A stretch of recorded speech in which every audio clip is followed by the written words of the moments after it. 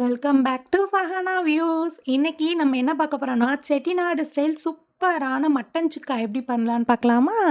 ஒரு பேன் எடுத்துக்கலாம். அதில் 1½ ஸ்பூன் அளவுக்கு மல்லி, 1 ஸ்பூன் அளவுக்கு மிளகு, 1 ஸ்பூன் அளவுக்கு சோம்பு, சீரகம் சேர்க்க வேண்டாம், சோம்பு சேர்த்துக்கலாம். அது கூடவே 2 துண்டு இந்த அளவுக்கு பட்டை எடுத்துக்கலாம். அதை நல்லா உடச்சி அது கூட சேர்த்துக்கலாம். ஒரே ஒரு ஸ்டார் அனீஸ் அதையும் சேர்த்துக்கலாம். 4 வரமிளகா, உங்களுக்கு காரம் ஜாஸ்தி வேணும்னா கூட சேர்த்துக்கோங்க. கொஞ்சமாக கருவேப்பிலை சேர்த்து எடுத்து வச்சுக்கலாம். ஒரு குக்கர் எடுத்துக்கலாம். அதில் ஒரு மாட்டுக்கறியாக நான் வாங்கியிருக்கேன். 400 கிராம் அளவு சேர்த்துருக்கேன். நீங்கள் அதே மாதிரி சேர்த்துட்டு கூடவே கொஞ்சமாக மஞ்சத்தூளும் ஜிஞ்சர் கார்லிக் பேஸ்ட்டையும் சேர்த்துட்டு ஒரு 1/2 டம்ளர் அளவுக்கு தண்ணி, அப்படியே நம்ம லிட்டு க்ளோஸ் பண்ணிவிட்டு ஒரு 2-3 விசில் விட்டு நல்லா வேக வச்சு எடுத்துக்கலாம். கூடவே நம்ம இந்த பொருள்லாம் எடுத்து வச்சுருந்தோம் இல்லையா, அதெல்லாம் நல்லா ரோஸ்ட் பண்ணி அதை தனியாக ஆற வச்சிடலாம். அதுக்கப்புறம் நம்மளுக்கு மட்டன் சுக்காவுக்கு என்னெல்லாம் ஐட்டம் தேவைன்னா, நிறைய சின்ன வெங்காயம் தான் தேவை. சின்ன வெங்காயமும் பூண்டு, இந்த 2 இன்க்ரீடியன்ட் இருந்தால் போதும், சூப்பரான மட்டன் சுக்கா செஞ்சிடலாம். நிறைய சின்ன வெங்காயத்தை உரித்து வச்சுருக்கேன். அது கூட பூண்டு எடுத்து வச்சுருக்கேன். சின்ன வெங்காயம் இந்த அளவுக்கு நல்லா கட் பண்ணி எடுத்துக்கலாம். பூண்டை இந்த மாதிரி நல்லா தட்டி எடுத்துக்கலாம். நம்ம ட்ரையாக ரோஸ்ட் பண்ணி வச்சுருந்த பொருள் ஆறிடுச்சு, அதையும் மிக்சியில் போட்டு நுணுக்கிக்கலாம்.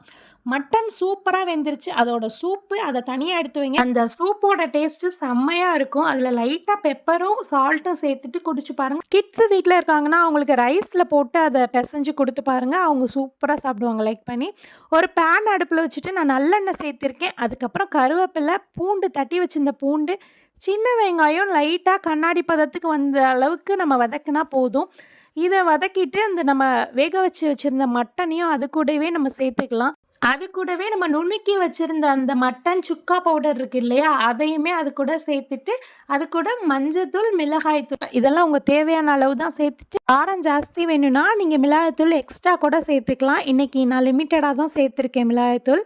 இது கூடவே நம்ம உப்பு இதுவரை நம்ம ஆட் பண்ணவே இல்லை. உப்பு இனிமே தான் சேர்க்க போகிறோம். இப்போ நம்ம சேர்க்குறது தான் அந்த மட்டனுக்கும் வெங்காயத்துக்கும் எல்லாத்துக்குமே சேர்த்து இப்போ எவ்வளோ உப்பு தேவையோ அதை நீங்கள் அது கூட சேர்த்திடுங்க. நல்லா கிளறி விட்டு பாருங்கள். சும்மா அட்டகாசமாக இருக்கும் டேஸ்ட்டு.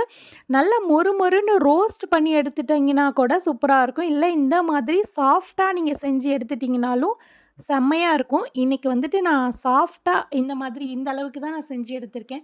இன்னும் ஒரு 1/2 hour நீங்கள் வந்துட்டு அடுப்பில் விட்டுட்டு ஸ்லோ ஃப்ளேமில் வச்சுட்டு நல்லா ரோஸ்ட் பண்ணி எடுத்து சாப்பிட்டு பாருங்கள். எனக்கு ஒயிட் ரைஸ் கூட நான் அந்த மட்டன் சுக்கா வச்சு அது கூடவே நான் அந்த சூப்பு சொல்லியிருந்தேன் இல்லையா, அதை லைட்டாக அந்த சூப் அது மேலே சர்வ் பண்ணிவிட்டு, இந்த சூப்பு நம்ம சும்மா குடிக்க தான் ரொம்ப சூப்பராக இருக்கும். சும்மா ஒரு 1/2 ஸ்பூன் அந்த ஒயிட் ரைஸ் மேலே விட்டுட்டு அதுக்கப்புறம் நான் வச்சுருந்த ரசம் அது மேலே விட்டுட்டு இந்த மட்டன் சுக்கா கூட வச்சு சாப்பிட்டு பாருங்கள்.